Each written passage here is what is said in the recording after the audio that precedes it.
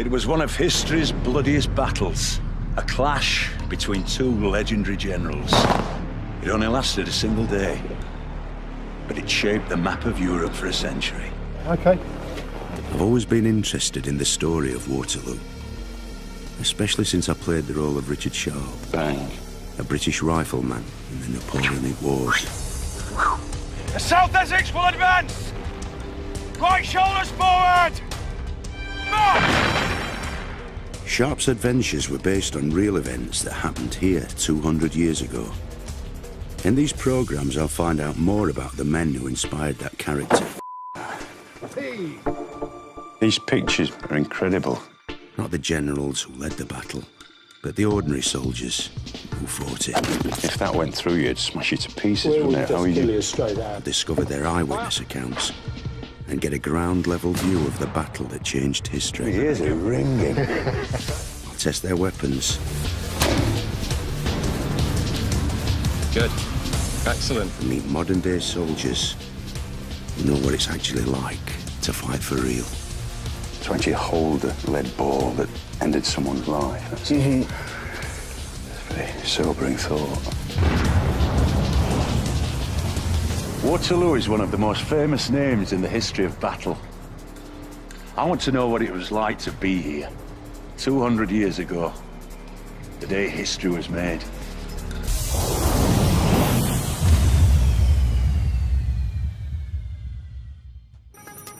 It's early afternoon on the 18th of June 1815. The Battle of Waterloo has raged across this valley in Belgium for 2 hours. The French General Napoleon Bonaparte is attacking an international force led by the British General Lord Wellington. After a brutal artillery barrage, Napoleon's infantry have climbed the hill and come face to face with Wellington's muskets. They almost break through Wellington's defences, but a quick-thinking general changes the course of the battle. You sometimes get in war a crucial moment, the moment where a commander has to act, he has to make a decision. And in this case, this monument is to a man called Picton. Picton, he was a very valued, experienced general, wasn't he? I mean, I think Wellington thought quite highly of him. Picton's famous from the Peninsular War, you know, Yes, he's probably I remember Wellington's most experienced, toughest, Yes. best general. Yes. And he's in command of the whole of the left wing of the Allied line. And he's right up in the front line with his troops, takes off his hat, waves it, and encourages his men, having fired their initial volley fire, to go in with the bayonet. It's what the French fear, British soldiers using the bayonet. And it's at that moment, as he waves his hat, that Picton is shot through the head and killed. He's on his horse and he topples off his horse to the ground. And that's the end of Picton. It was a big blow then, massive blow. It was a blow, but what he does that day, and the reason there's a monument erected to him, by that action, driving his troops to the attack, stopping what seems to be an unstoppable force, arguably saves the day, at least for the moment, for the British in terms of Waterloo. Picton's men halted the French advance, but to drive them back down the hill was a job for the cavalry. Wellington had more than 13,000 horses at Waterloo. Some were large, heavy animals, trained to charge en masse at the enemy. Lighter horses were used for other battlefield roles, such as reconnaissance or skirmishing. But sometimes they charged too. All right, so Alan, you're the heavy cavalry, aren't you? Yes. This Yeah. is Felix. Oh, yeah. I'm dressed in the uniform of a Scots grey at Waterloo. They're a heavy cavalry regiment. yeah. Big men on big horses. Yeah. You're the light cavalry. 16th Light Dragoons. So they had to be good riders, I guess. Then, as now, the British Army assumed you couldn't ride, started from scratch, and by the end of the process, they produced blokes who could ride one-handed, of course. Yeah. Because you have to have your other hand free to be able to use your sword. Because not only do you need the speed and the movement to bring the horse in on top of the opponent. That's half a ton of horse and rider at about 20 to 25 miles an hour. But once you're in a melee with a handy fella like yourself, you need to be able to manoeuvre, because otherwise you'll just stick a bayonet into us. Yeah. Just to give some idea from the Frenchman's point of view, basically you've got a big horse and a big man coming Yeah, down, wow. half a ton, horse and rider, coming at you at about 20 miles an hour. You're going to be in... Pretty scary, isn't it? When he came at me like that with a sword, it was pretty intimidating. And I don't know what it must feel like on a battlefield in the heat of the battle. It must be absolutely terrifying. It really must be, yeah. I want to take a closer look at the fearsome weapons used in the first heavy cavalry charge against the French infantry. The Royal Armouries in Leeds has several original swords that may have been used in the battle. So what's the difference with these, Henry? This one's kind of been much sharper, it's much more pointed at the Exactly. end. It's been spear pointed. So before the battle, and the night before the battle, the British, they were ordered to grind down the backs into these spear points. So they just used these for the Battle of Waterloo? Exactly, yes. All right. These pointed swords were specially adapted to pierce the body armour of French cavalrymen, known as cuirassiers. But using them on horseback was no job for a novice. Before they saddled up for war, Waterloo cavalrymen had weeks of training. They even had an instruction manual to help them. So what we have here is an original copy of the first set of regulations that were developed for the cavalry and their use of their swords. This was needed because early in the wars against the revolutionary French, the British were well below par, really. Yeah. They fought with the Austrians in Flanders, and it was remarked that the British were more likely to do damage to themselves and their own horses than the enemy, such was their swordsmanship so poor, yeah. Or when they were swinging the swords over the top of the horse's head. There was no standardised system of how to use their weapons. Cutting their ears off and stuff like that. Exactly, Sean, yeah.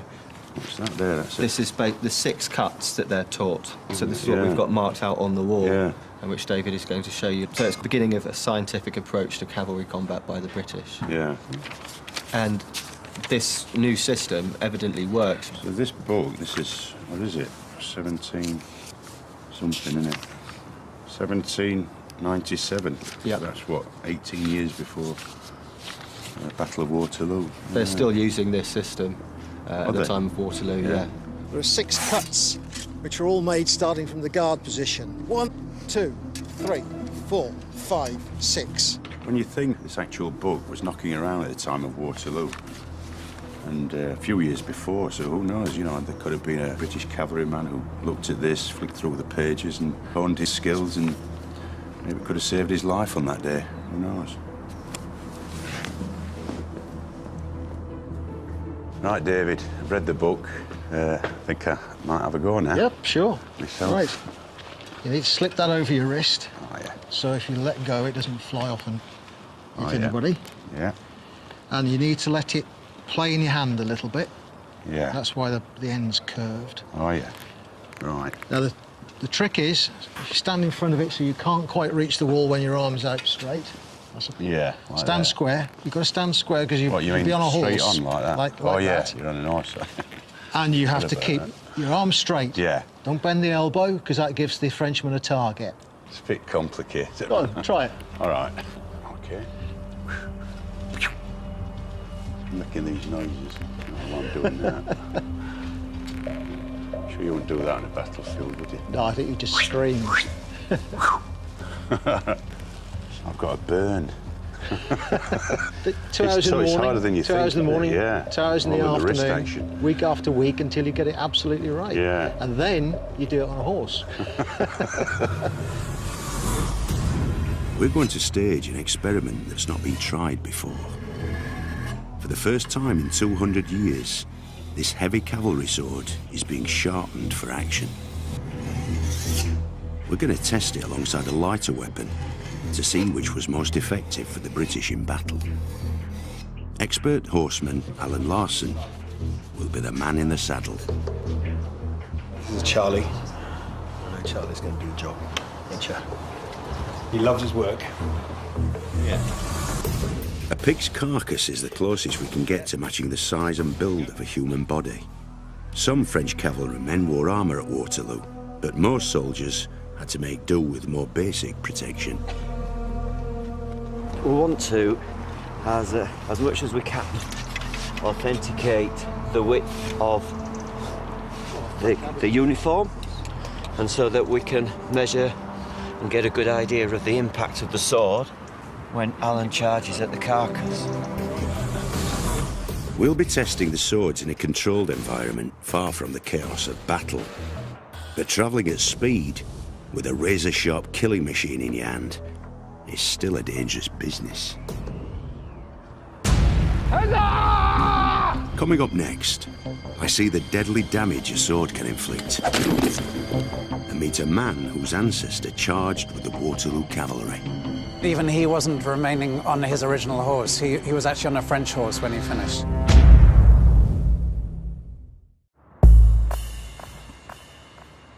We're testing the swords used by the British cavalry at Waterloo to find out how deadly they were. By early afternoon on the day of the battle, thousands of horsemen were charging at the French infantry. Some used heavy swords, others preferred the sabre. Between them, these weapons caused nearly 20% of the injuries at Waterloo. But which one was worse? So he's testing the heavy cavalry sword on this one? Yeah. That's what we're doing first. Good shot, that, wasn't it? Good strike. Look at this. Yeah. Took his ear off. Well done, sir. It's a good start, but not the sort of injury a Waterloo horseman was aiming for. They wanted to put their enemy out of the battle for good. Camera's gone. Alan's finding his range, but even a direct hit wasn't guaranteed to cause an injury. Get the cloak. Yeah, let's go and have a look. I heard a bounce. Yeah, that cloak is a really formidable piece of armour. Well, we've established that the roll cloak is pretty effective. So for the next one, do we want this sort of off a bit? That's it. Not every attack hit its target, but 2,000 horses took part in the first Allied cavalry charge, so the odds were stacked against the French infantry. That's been pretty effective, isn't it? The trotter is probably denser than it. I think you're right. Man's arm. I mean, when Alan hit the hand there, that, like you say, that bone does feel incredibly dense. So this, I think, is the more pretty gruesome. I could feel the bone Crunch. That's a really weird feeling. As the Union Brigade cut through the French infantry at Waterloo, they changed the course of the battle. Flushed with success, they charged down the slope into the valley and up the other side to where Napoleon's cannon stood. So what's he doing now? He's going to be using the point this time to try and thrust into the target. Is it the possibility he can get stuck and then break the sword or pull him off? Either or, yeah. I mean, it's quite a skill to extract it. That's why the British mainly cut with them, is one of the reasons, because it's quite risky. Corporal Dixon described the scene as thousands of horsemen ran riot amongst the French artillery. Such slaughtering. We sabred the gunners, lamed the horses and cut their traces and harness. I can hear the Frenchmen yet crying, "Diable," when I struck at them, and the long-drawn hiss through their teeth as my sword went home. Wow, that's a great So it shot. completely wrenched out of your hand? Yeah. Did it? Yeah? What we did to the arm, that's a disabling blow, but that's a killing blow. The heavy cavalry sword is bad enough, but now Alan's going to test a weapon that was even more feared by the foot soldiers of Waterloo. The light cavalry sabre was designed to cut and slash through enemy ranks. Like this. That will be better. It will take off arms. A couple of occasions it accounts for taking off heads. The injuries it caused were so horrific that the French had previously tried to ban it from the battlefield. I'm about to find out why.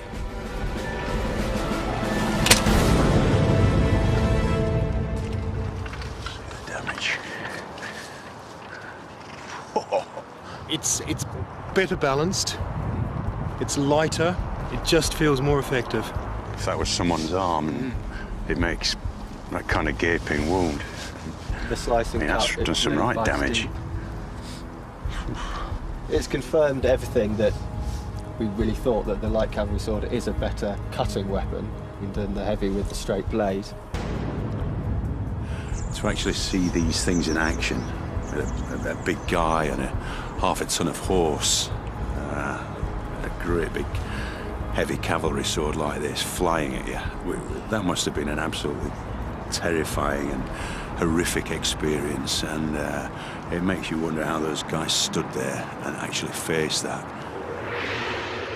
The heavy cavalry charges produced some of Waterloo's most legendary moments. And Jonathan Findlay's ancestor was there in the thick of the action. So, Jonathan, your ancestor was here at quite a critical moment of the battle, the charge of the Union Brigade, I believe. Indeed. His name was James Weems, and he was a lieutenant in the Royal Scots Greys, who formed part of the Union Brigade. They'd formed up over the ridge there, and they charged and hit the lines of the French infantry. But they then went on and targeted the French artillery, and they managed to capture quite a few of those guns as well. It was a fairly decisive moment in the battle. They turned the tide of the battle, but then disaster struck. As their horses began to tire in the mud, the Allied cavalry were counterattacked by French horsemen. I don't know the numbers for the entire Union Brigade, but the Scots Greys had started with about 400. About 200 were killed. Another 150 were severely wounded. And my ancestor, James Weems, says that he was one of 26 remaining on the field to the last. But even he wasn't remaining on his original horse. His favourite horse had actually been killed from under him. And he found himself in the thick of it all. And luckily, one of the Allied infantry found a French horse, gave it to him, and he said he had at them again. After 4 hours of brutal combat, the battle hung in the balance.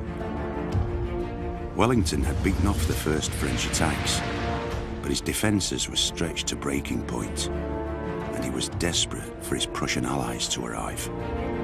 They'd been marching since dawn from their camps in the east. With 10 miles to travel across difficult terrain, it took them hours to reach the battlefield, where casualties were rising by the minute. By the end of the day, 50,000 would be dead or injured, a similar number to the first day of the Somme. But the carnage at Waterloo was 10 times more concentrated, because the whole battlefield measured less than 3 square miles. The density of the injured of all nations was huge on this battlefield, 2,000 per square mile of front. Clearing them off the field was a huge challenge.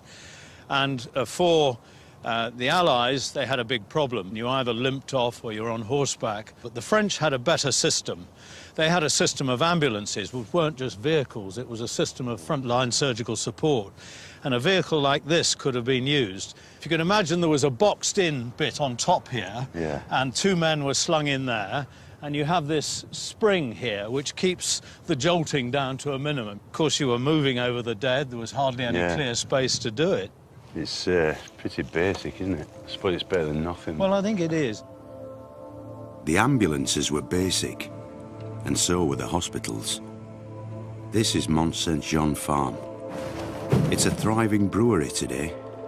Back then, it was a makeshift field hospital. Thousands of injured men were treated in this barn. I can't begin to imagine what sad and desperate sights this building must have seen. This is how the barn might have looked 200 years ago. Well, Sean, this is a typical sort of building that would have been used as a temporary field hospital at Waterloo.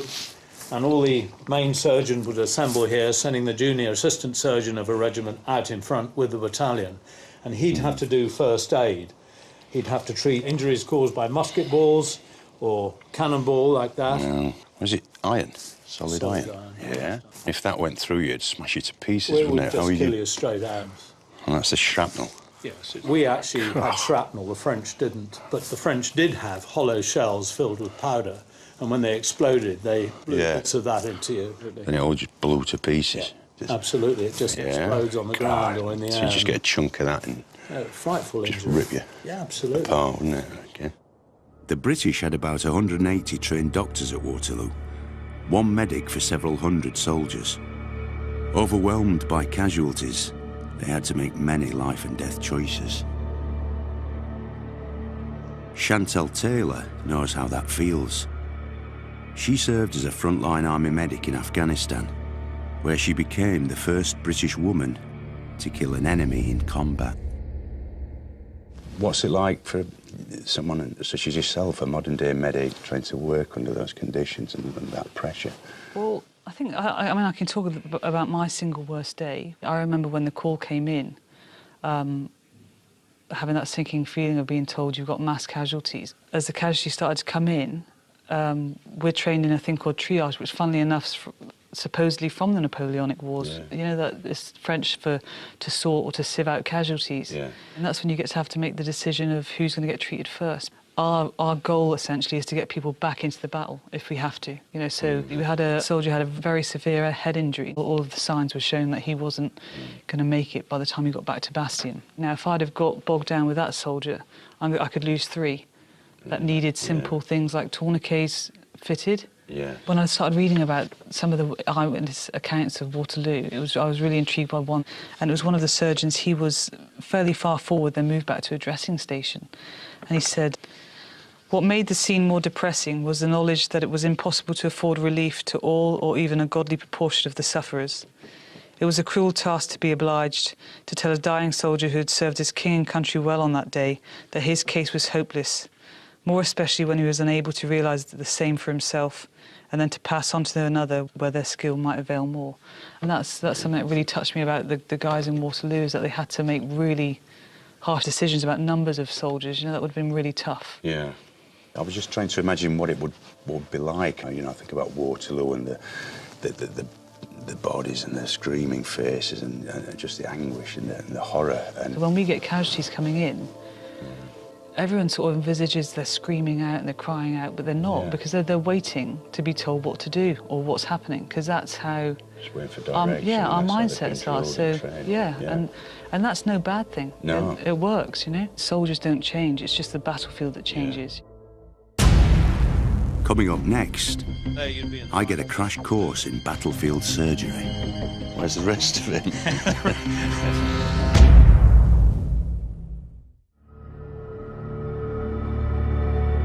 These look like weapons of war, but they saved lives at Waterloo. Army doctors amputated more than 2,000 limbs that day, a terrifying procedure in an age before anaesthetic. This is a big operation. Someone strong like you is going to have to put his hands and arms right round to keep his arms still. Where's the rest of it?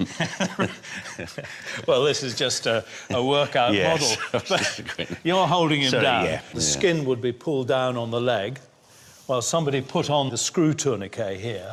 Does that cut all the blood off from that? Yeah, that would cut the blood off completely. I thought it'd just be flying all over the place. Depends on the skill of the surgeon. So now the first, having got the tourniquet on and you holding him still and encouraging him and saying nice things, surgeon will then make his first cut. You right-handed? Yes. Right, come on then. So it's very awkward, and it shows you how difficult the procedure was. You've got to go underneath. Yeah.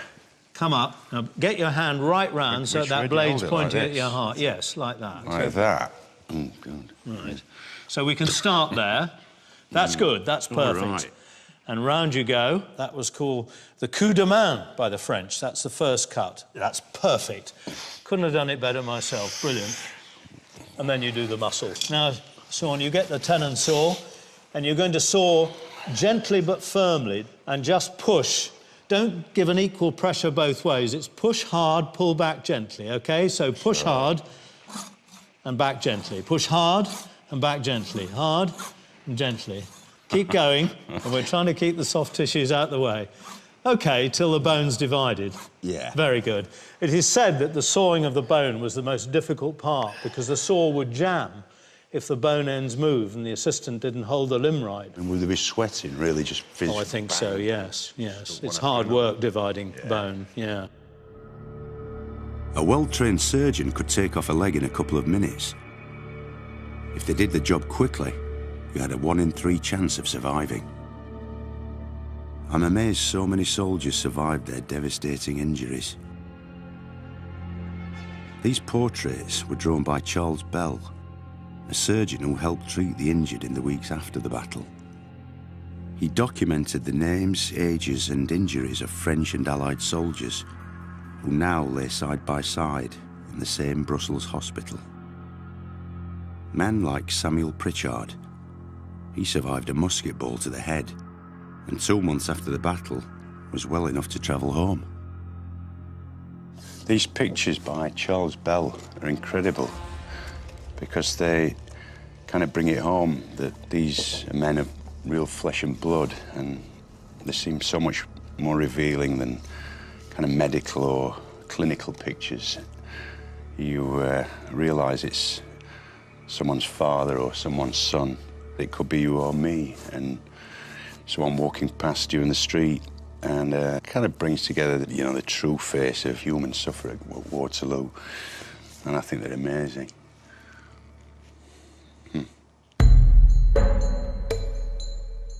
This is the portrait of another Waterloo veteran. An amazing story has been pieced together by her descendant, Jane Leaper. Oh, so this is your great-great-great grandmother. Yeah. Yes. Yes, she's Elizabeth Watkins. This is a picture taken in 1903, and she was 93 years old at the time. And she was interviewed because she was the last surviving witness of the battle, and she was aged 5 at the time of the battle. Wow. What was she doing at that age, 5-year-old at the Battle of Waterloo? She was the daughter of Daniel Gale and his wife Mary.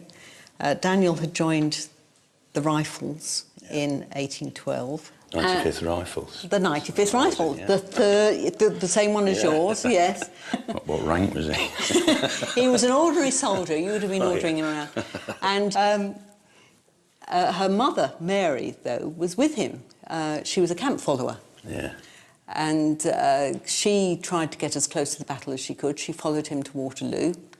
And then she helped out in a field hospital during the battle. Right. Elizabeth remembered being given bandages, lint to pick, as it was called, for bandages, which her mother did to keep her busy. But despite that, she remembered the cloth falling from the face of a young soldier and seeing him lying dead with his face towards the battle. His eyes still open, staring towards the battle was what she remembered. Yeah. And that memory of Waterloo remained with her all her life. For a 5-year-old to see that, I'm sure that stays with you forever. While Elizabeth and her mother worked inside the hospital, the road outside was a scene of chaos, as injured troops were moved in and out of the building. In the late afternoon, one of Napoleon's officers mistook the activity as a sign that Wellington was retreating. With nightfall and the Prussians approaching, he ordered a massive cavalry charge. 5,000 horses rode towards the ridge through the narrow corridor of land, half a mile wide, between the farms of Hougoumont and Le Haye-Song. With so many horses packed into such a small area, they were an easy target for Wellington's artillery, who fired at them with case shot and canister. We tested this fearsome ammunition with an original Waterloo cannon. Now, canister, you have lots of metal balls, maybe up to 80, inside a tin can, hence canister. And at short range, should kill a lot of enemy cavalry as they're galloping up the hill towards you. What we're looking at is close targets, but having wide effects. This is your last safe moment weapon of choice. Stand by, firing in 5, 4, 3, 2, 1. Fire. British artillery officer Alexander Mercer described the scene of carnage as men and horses fell like grass before the mower's scythe. The very first round I saw brought down several men and horses, making terrible slaughter. We were a little below the level of the ground on which they moved, And this gave more effect to our case shots, for the carnage was dreadful. What we're seeing is a dispersion of the canister shot, so we're taking out more than one target with every round that we fire. But canister alone wasn't enough to halt the cavalry. Coming up next, squaring up to Napoleon and face to face with a unique battlefield discovery.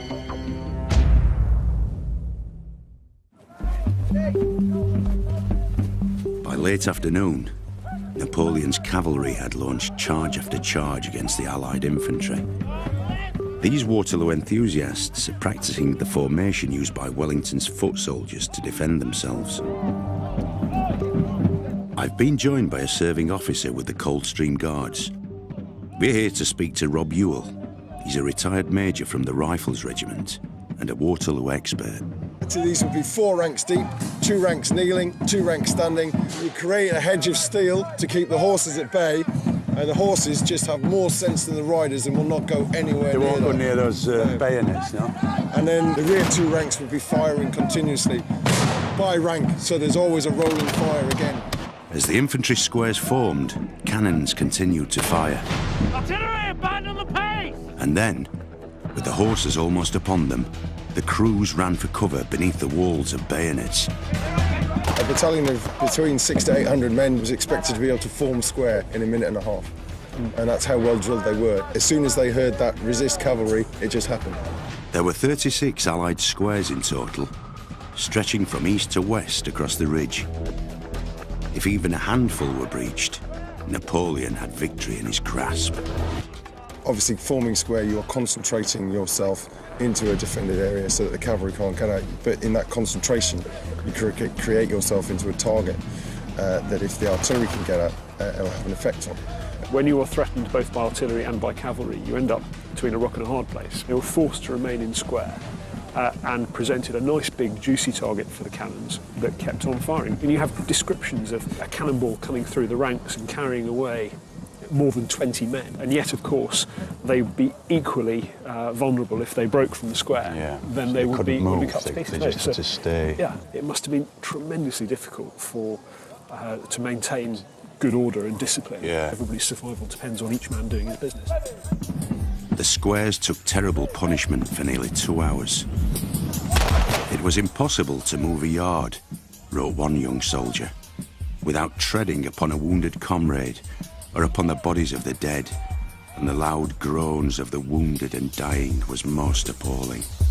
Have you ever been in that situation where, Charlie, where you're just stuck somewhere and, you're just taking fire and you just have to stay there?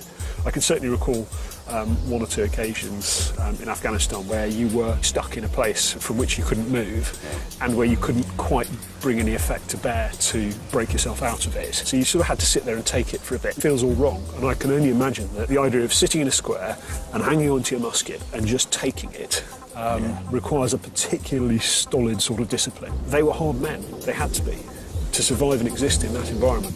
By early evening, the French cavalry attacks were over. Wellington's defences had been stretched to breaking point, but not a single square was broken. So, Charlie, you've got your modern-day soldier, and you've got one of these guys from the Battle of Waterloo, 1815. Who would come out on top, do you think? From 300 metres, I think we would.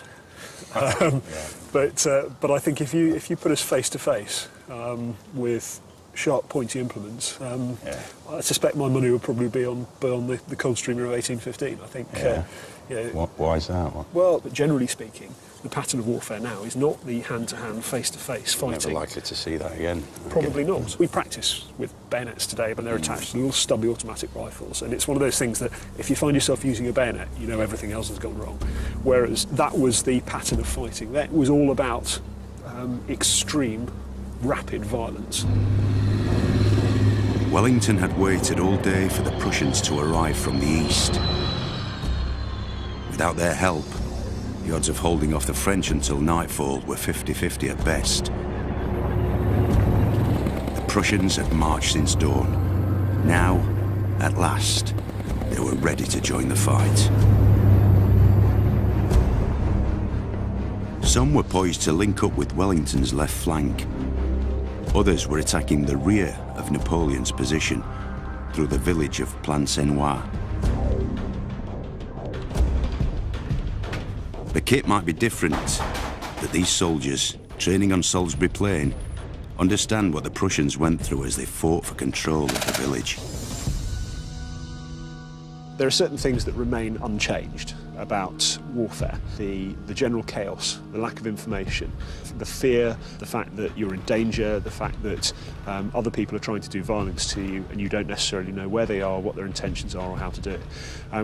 And so the techniques and the equipment might look very different, but I think those things certainly endure from Waterloo.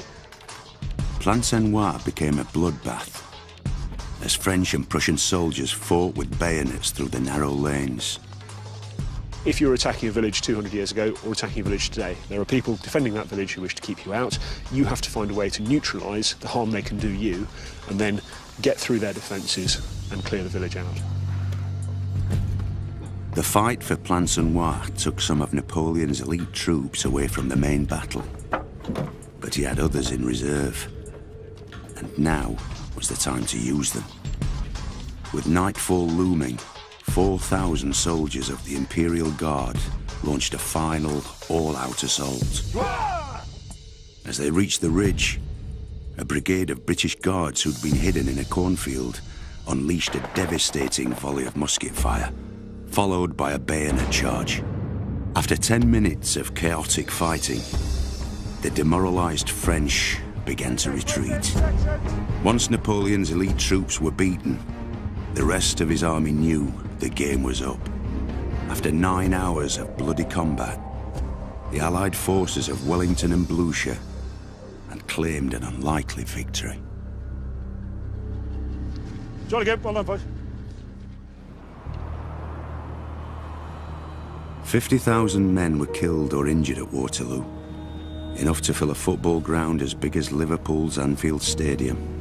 We're about half an hour away from Waterloo, on an industrial estate. But apparently there's something I've got to see here. Some became famous because of their feats in the battle. Others were forgotten by history. Okay, so this is the skeleton of a soldier killed in action during the Battle of Waterloo, and it's the only and the first one that we discovered during modern excavation. Farmers sometimes bring some bones they found when they work on the fields, but that's the first complete skeleton we dig in a scientific way. Look, his skull, his teeth, everything. Yeah. Never seen a skeleton before, so yeah, it's been kind of like this, so it's a sort of strange sensation. That's the original position of the bones when we found it on the field. It was behind the English lines, 400 meters, near the English ambulance. And the hospital? The field hospital, yes, absolutely. And probably he was wounded on the front line, and he goes back to rest and to try to recover, and then he died probably soon after. Dominique is trying to piece together the story of this unfortunate man. These flints, discovered near the body, would fit the muskets used by the Allied troops. These coins also suggest that he fought with Wellington's men. So he had quite a lot of money on him at the time. It represents 1 month of pay for a trooper. Some of these coins are from Hanover in modern-day Germany, so he was probably a member of a Hanoverian regiment. Dominique discovered other personal items near the body, but nothing to indicate the soldier's name. Was he in very good health, this man? No, in fact, no. It's a little guy, and the bones are very thin, so it's not a strong guy, and he has a very strong infirmity of the spine, which we call spina bifida, that you can see over there. If you have that today, you never be a soldier. So he wasn't in good shape then? No, he was not in good shape. They need everybody, probably, to fight against Napoleon. Yeah. I bet he was maybe in a lot of pain then, wasn't he? Poor fella. No, it's not a very strong guy. No. This is the only skeleton from Waterloo to be discovered in the exact position where the soldier died. He was in his early 20s, and his body must have been covered by earth within minutes of his death, which is why he lay hidden for almost 200 years. Is that the bullet? Yeah, that's the bullet, yes, which killed him. Can I open it? Yeah, please do it. That's heavy, isn't it? Yeah, that's 21 gram heavy. That's a French bullet. Is it? Yeah. How do you know that? Because the English one were bigger. That's amazing to think that's what killed this man. Yeah. It's funny, I fired the musket in the Royal Armouries in Leeds in England, and I know they're very powerful. But to actually hold a lead ball that ended someone's life, that's a very sobering thought. Yeah. I'll put it back.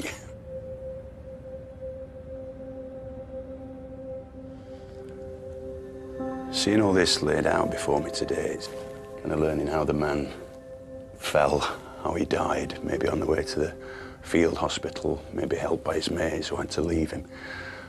Learning a little bit about his condition. He was a small guy, hunched over, probably dragged into the army against his will, maybe a conscript. And then just seeing the few possessions that he had, his spoon, and then the musket ball that killed him. It's a very strange feeling. We'll never know this man's name, who his family were, his loved ones, whether he had children, his mother, which village you were from. Simple things like that, but in a strange kind of way, this has brought me closer to the real soldiers of Waterloo who fought and died than just about anything else I've seen. It's a very poignant sight.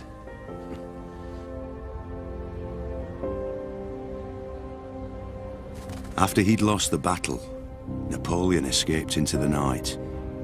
He surrendered on the 15th of July and ended his days in exile on the remote island of St. Helena. The man who defeated him became a national hero. Wellington.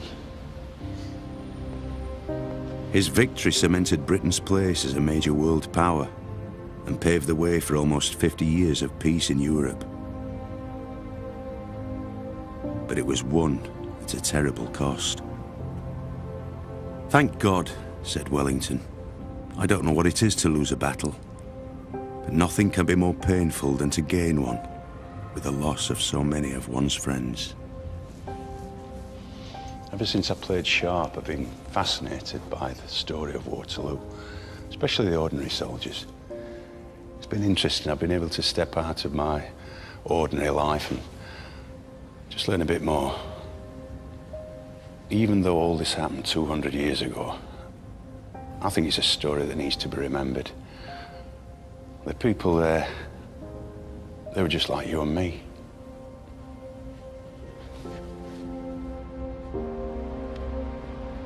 So the battle was won in a day, but the consequences lasted decades. Find out what happened next in Wellington v Napoleon over on H2 next Sunday night at 9. Next tonight on History, us Brits get the hump when those naughty Yanks throw all our tea in Boston Harbor. War is coming in a catch-up of Sons of Liberty.